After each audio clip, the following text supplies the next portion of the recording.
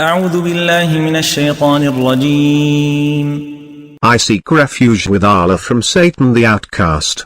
سيقول الذين أشركوا لو شاء الله ما أشركنا ولا آباؤنا ولا حرمنا من شيء كذلك كذب الذين من قبلهم حتى ذاقوا بأسنا قل هل عندكم من علم فتخرجوه لنا إن تتبعون إلا الظن وإن أنتم إلا تخرصون.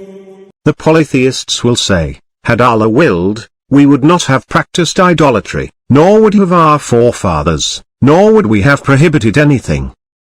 Likewise those before them lied, until they tasted our might.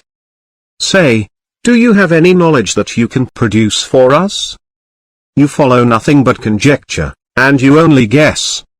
قل فلله الحجة البالغة فلو شاء لهداكم أجمعين.